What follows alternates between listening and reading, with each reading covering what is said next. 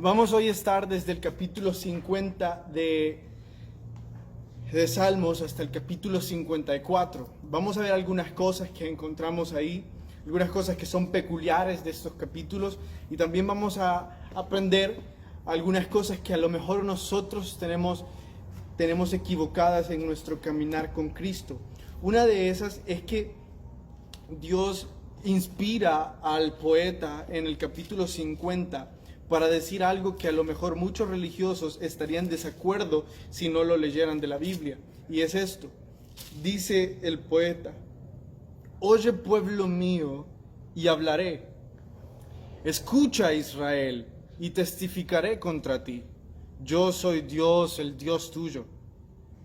No te reprenderé por tus sacrificios ni por tus holocaustos que están continuamente delante de mí. Y escuchen esto: no tomaré de tu casa becerros, ni machos cabríos de tus apriscos, porque mía es toda bestia del bosque. Los millares de animales que están en los collados míos son. Conozco a todas las aves de los montes, y todo lo que se mueve en los campos me pertenece.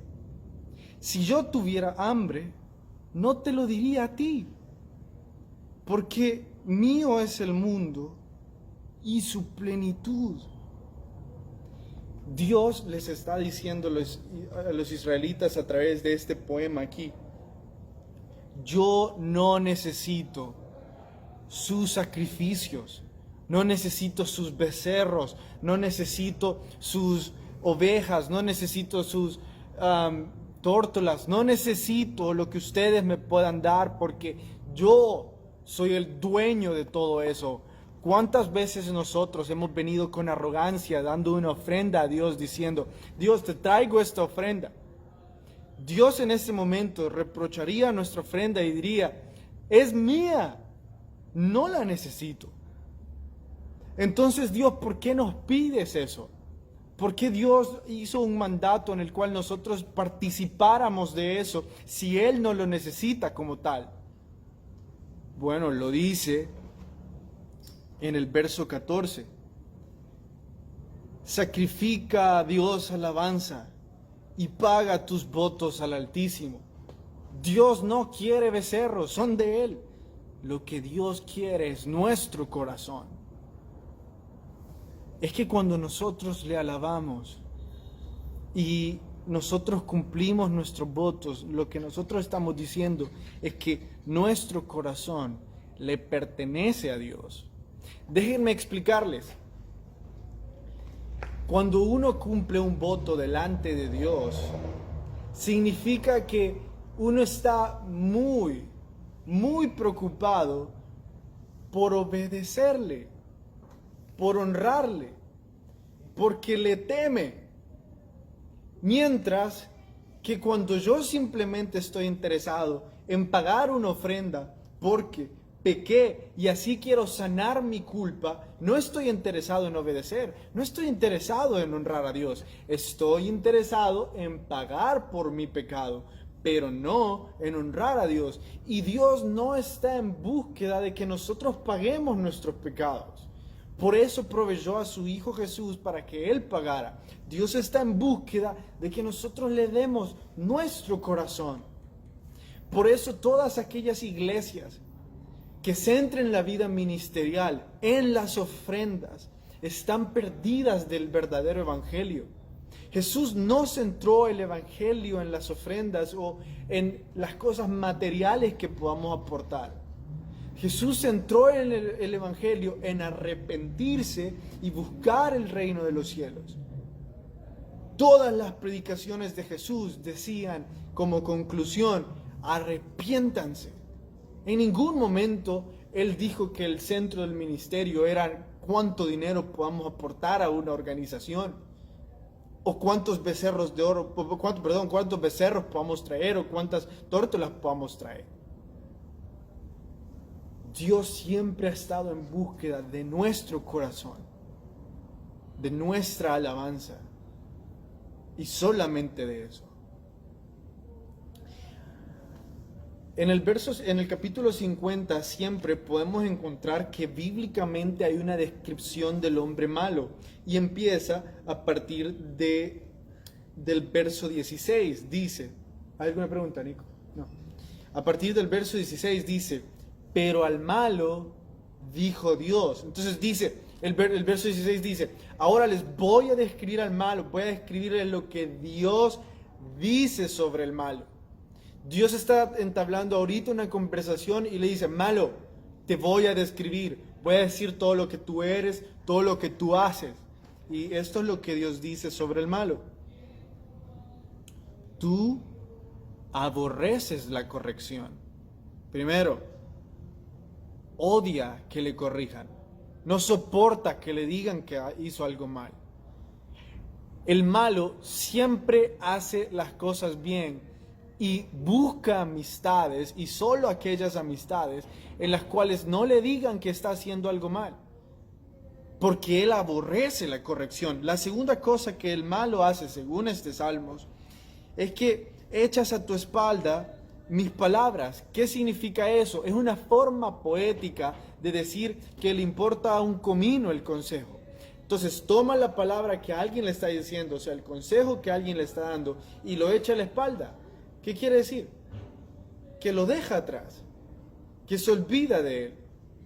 No existe, ya no es necesario. Por eso lo pone en su espalda. Verso 18. Si veías al ladrón, corrías con él, y con los adúlteros era tu parte. ¿Qué está diciendo ahí?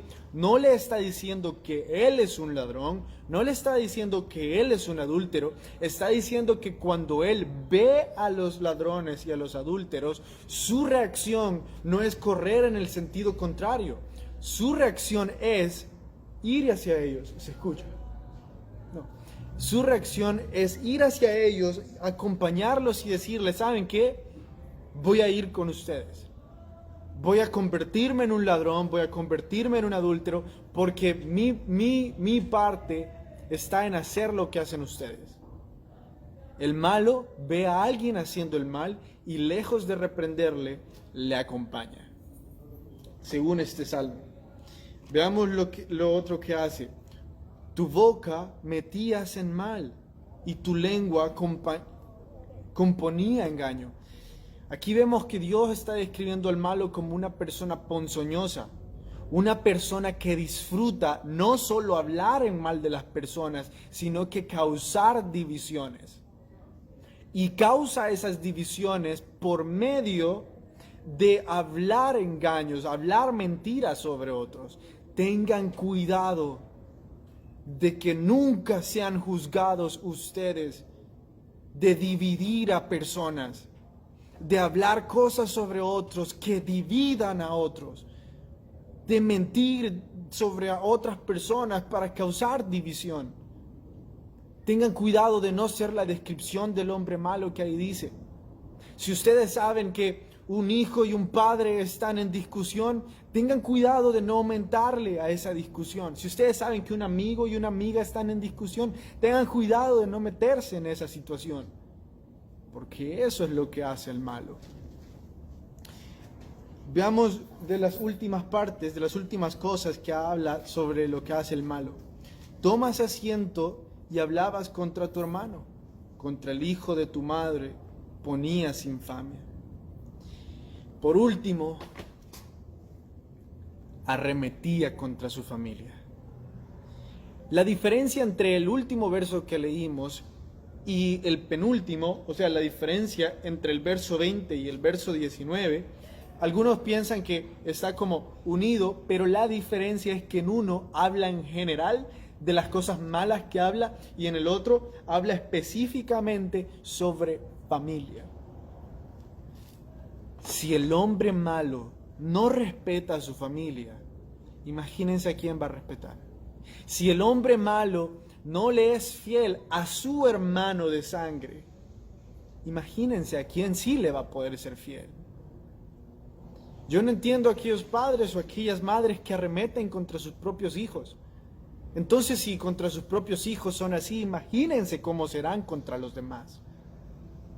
Esa es la razón por la que Dios describe al hombre malo.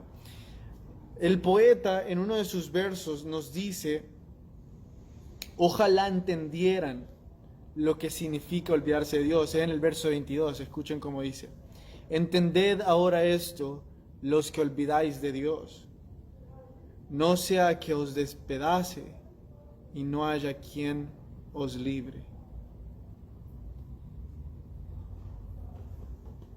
El poeta está hablando específicamente a todos aquellos que se olvidan de Dios.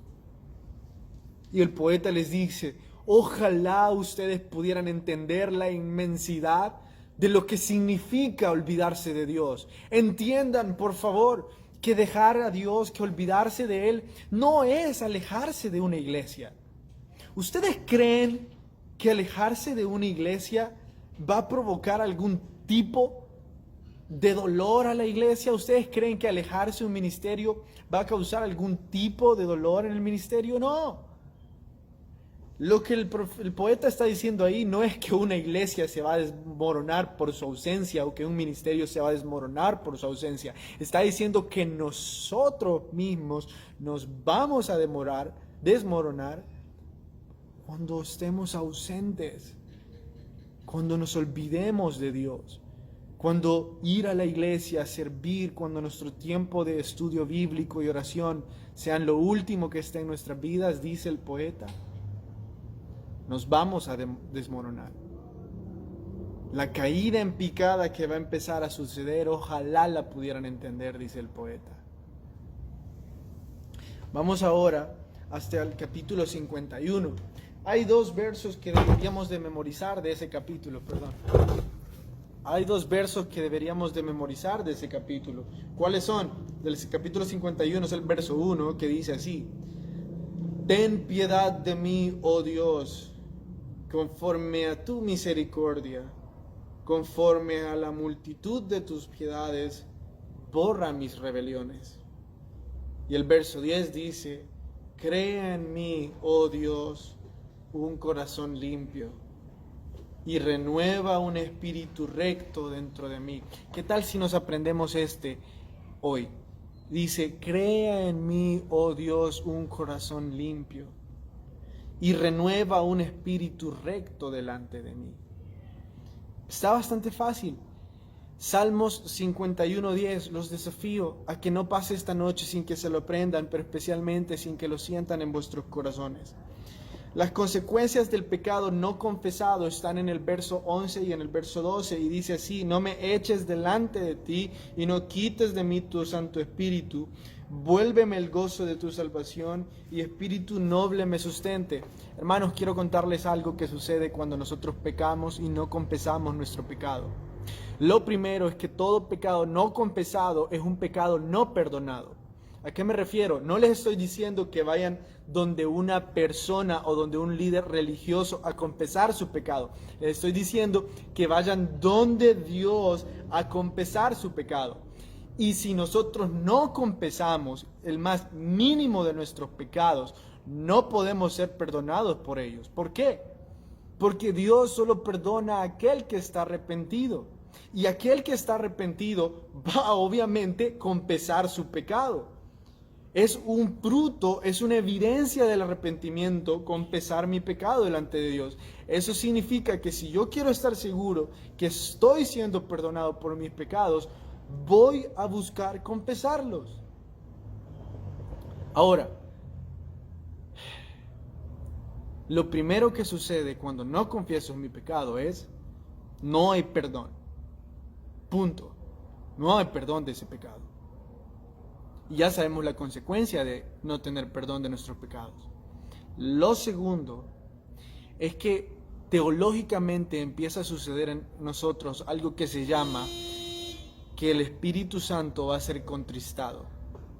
Se dice que el Espíritu Santo va a ser contristado. Entonces, cuando pecamos, las personas van a venir y nos van a decir: no contristes al Espíritu Santo en tu vida por medio del pecado. Cada vez que nosotros decidimos pecar y no confesar, le estamos quitando porción o le estamos quitando terreno al trabajo del Espíritu Santo en nosotros? ¿Eso qué va a dar como resultado? Ustedes se han fijado de que hay días que después de orar y leer la Biblia uno siente un gozo inexplicable o una paz que sobreabunda o sobrepasa todo entendimiento. ¿Se han sentido así? Yo lo sé. Después de orar y leer la Biblia, han sentido algo así y no me lo pueden mentir. ¿Qué significa contristar al Espíritu Santo? Como esos son los frutos del Espíritu Santo, o sea, el gozo, paz, benignidad, paciencia, como esos son los frutos empiezan a ser quitados de nuestra vida. Dejamos de gozar de paz, dejamos de gozar de amor, dejamos de gozar de gozo.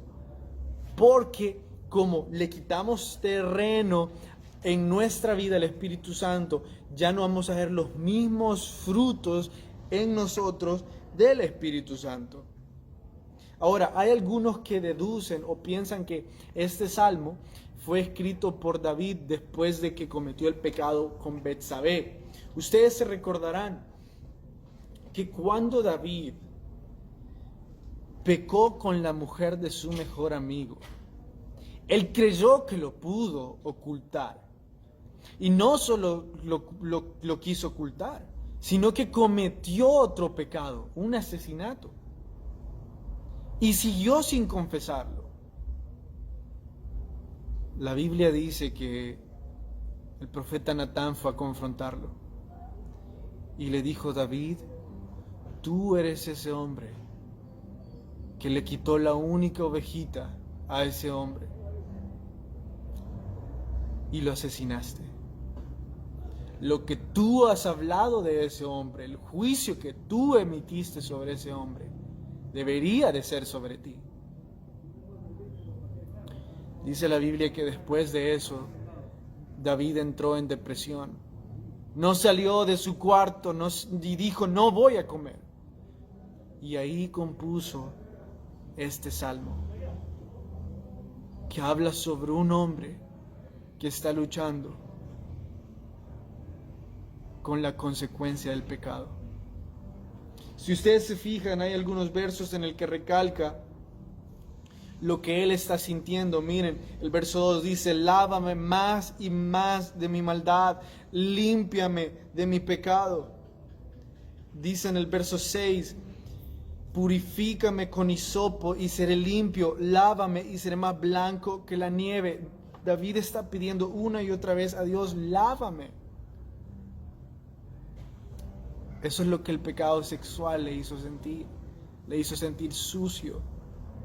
Su cuerpo quería bañarse una y otra vez, pero no sucedía nada con bañarse, con limpiarse con agua. Su cuerpo seguía sintiéndose sucio. Yo sé que muchas veces se han sentido así. Después de que ese hombre o esa mujer les tocaron o estuvo con ese hombre y esa mujer y buscaron bañarse para tratar de limpiarse su pecado, pero no funcionó. ¿Saben por qué no? Porque estaban como David, pidiendo que Dios les limpiara. Y que con un hisopo, o sea, un instrumento de limpieza profunda, Dios quitara el pecado sobre ustedes. David se sintió como nosotros nos hemos sentido muchas veces, sucios por el pecado. En el capítulo 53 hay algo que dice el necio en su corazón. ¿Quieren saber qué es? Vean el verso 1, 53:1 dice: dice el necio en su corazón, no hay Dios, y se han corrompido e hicieron abominable maldad. No hay quien haga bien. ¿Saben por qué el necio dice no hay Dios? El necio dice tal cosa no porque se niegue a la existencia de un creador supremo. Ahora, y por favor escúchenme bien y entiendan bien esto. La mayoría de personas que han decidido no creer en Dios en este mundo no se niegan a la existencia de un ser supremo creador. Ellos se niegan a la existencia de una figura de autoridad moral. Este verso está diciendo acá que los necios niegan a Dios no porque Dios sea un ser creador. Niegan a Dios porque quieren hacer lo malo, porque quieren hacer maldad. Dice específicamente, quieren corromperse y hacer cosas abominables. Por favor, indague en esto. ¿Cuál es la razón por la que las personas que se niegan a Dios alrededor de ustedes realmente se niegan a Dios? Pronto se van a dar cuenta que no es porque no puedan creer en un ser supremo, creador. Es porque no están dispuestos a creer en ningún tipo de autoridad moral sobre sus vidas que les dicte qué hacer y qué no hacer. La mayor prueba de esto es que la mayor parte de ellos viven en rebeldía no solo con Dios, sino que con sus padres, con sus jefes o con sus parejas. Lo que ellos se niegan a creer es en cualquier figura de autoridad. Por lo tanto, ellos no solo son ateos de Dios, son ateos de padres, ateos de jefes, ateos de cualquier figura que les impida hacer lo que ellos quieran. Punto. Eso es lo que dice este verso. El necio dice en su corazón no hay Dios, porque de esa forma, sin que exista una autoridad moral en sus vidas, pueden pecar cuanto ellos quieran. Hay un verso bastante hermoso en el capítulo 53 que dice: Dios desde los cielos miró sobre los hijos de los hombres para ver si había algún entendido que buscara a Dios. Ese verso está diciendo, Dios estaba atento a ver si había alguien que estaba dispuesto a seguirlo. ¿Saben cuál es la mayor prueba de que Dios está atento a ver si hay alguien fiel que esté dispuesto a seguirlo? Que cuando esa persona empieza a dar pasos de fidelidad, Dios empieza a derramar de su espíritu para fortalecerlo, porque está a punto de enfrentar desafíos difíciles en su vida. ¿A qué me refiero? Un domingo de estos, una pareja estaba empezando a ir a una misión por primera vez aquí en El Salvador y dispusieron de su carro, dijeron, vamos a poner nuestro carro para servir. Segundo día que fueron a la misión y se les arruinó el carro. Pero ¿saben algo? De forma milagrosa, el mismo día se arregló. Llegó alguien donde ellos estaban y sucedió, se arregló. Dios está atento a todos aquellos que están tomando la decisión hoy, porque sabe que van a enfrentar dificultades, pero también está listo para entregarles lo necesario para enfrentarlas. ¿Quiénes son los que no tienen conocimiento? Vamos a buscar en el verso 4, dice, no tienen conocimiento todos los que hacen iniquidad, que devoran a mi pueblo como si comiesen pan, y a Dios no invocan. Obviamente, todos los que se niegan a creer en Dios o son malos con su prójimo no tienen conocimiento, porque si tuvieran conocimiento, también tuvieran el temor de Dios en sus vidas. Hermanos, cada vez que nosotros decidimos tratar mal a otros, solo estamos mostrando cuánto ignoramos a Dios en nuestras vidas y cuánto ignoramos lo que Él es y lo que Él ha hecho. Todos los que tenemos presente lo que Dios es y lo que Dios hace, vamos a esforzarnos por amar al prójimo como si fuera lo más importante que hay en nuestra vida. Hermanos, es una bendición que hayan estado con nosotros hoy. Me despido. Que el Señor les bendiga.